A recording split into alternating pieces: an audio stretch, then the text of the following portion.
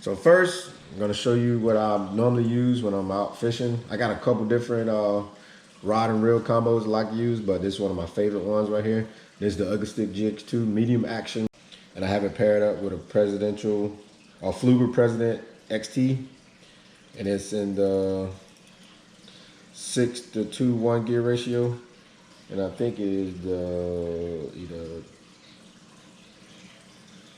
10,000 series or 10 series or 20 series. And this is one of the combos I like to use when I'm out pan fishing for crappie or bluegill. All right, so let's get into it.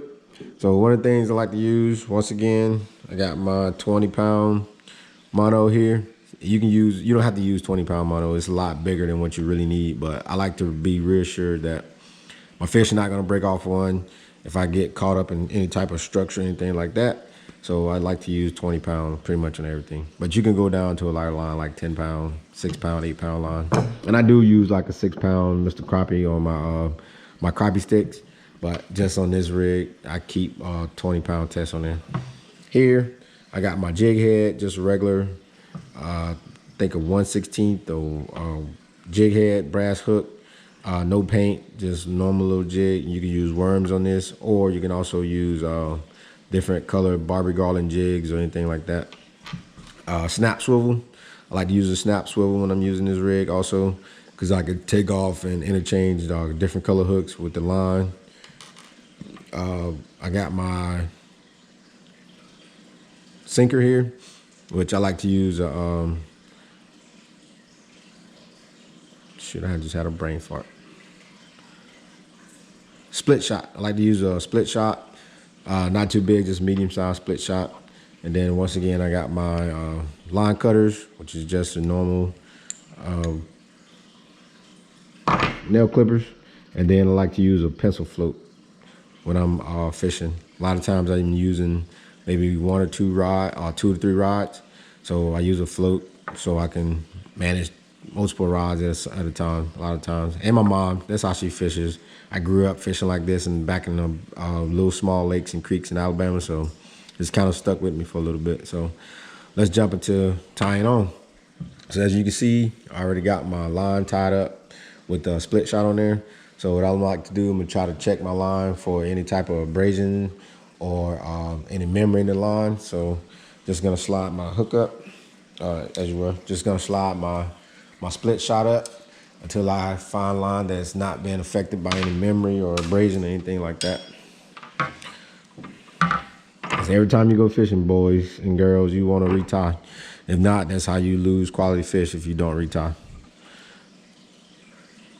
And tomorrow I plan on going out fishing with one of my long-term friends that I've known in the Army for a long time. So I don't want to make sure he's not losing any fish. So what I'm using here, going through my snap swivel, is your standard Palomar knot. All right, you want to double it up. Make sure you got both lines running through. And you take the Palomar knot with the swivel on it, and then you tie your double overhand knot. Once you have your overhand, you want to run your swivel through the loop. Once you have it ran through the loop, you want to make sure that line is coming, that loop you fix is coming over your knot. And you want to cinch everything down. I'm gonna cut your tag end off, making it nice and pretty. And I just slide my split shot down to right on top of that knot, almost on the swivel. Because you want this weight to make sure that your hook has a faster fall rate. It's pretty much your guarantee. All right. So from here, I use my leader and do the same thing, about a 12 to 18 inch piece of leader. And you don't have to do it this way. You can go to Walmart and find like the Eagle Claw pre-snell J hooks. If you want to do it that way, I use those sometimes. They're not that bad. They're pretty good quality little line and hook. So same thing, use a Palomar knot down here on my jig head.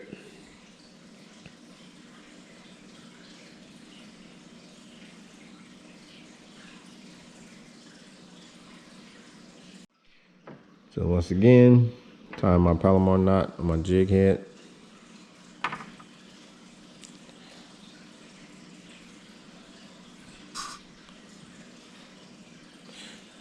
Getting to the point where I can barely see the knot.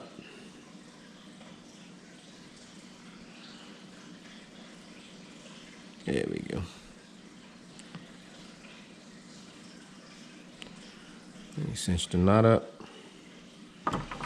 You want to cut the tag in, make the knot a lot pretty. And here, guys, I make that fixed loop. Just taking it like a Palomar knot.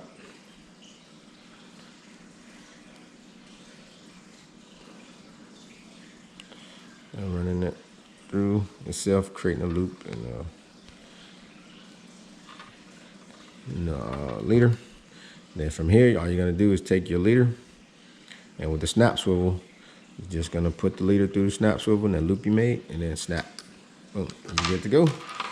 My last step is about probably 1 to 2 feet down or up from my hook. I wanna fix my bobber to my hook. So normally I'll do the bottom first. So all you do is push the top part of the bobber, and then your little hook will come out. You want to make sure that your hook is seated back inside of this little circle right there. Then I run it up to the next part of the main line, and you want to just press the top of the bobber down, and you hook it in. And I like this bobber a lot because it stands up more vertical in the water, and as the fish take the line, the bobber disappears under the water, identifying that you have a bite or a fish on, and then you set the hook. All right, this is my rig that I like to use for when I'm crappie fishing off a structure or close to the bank.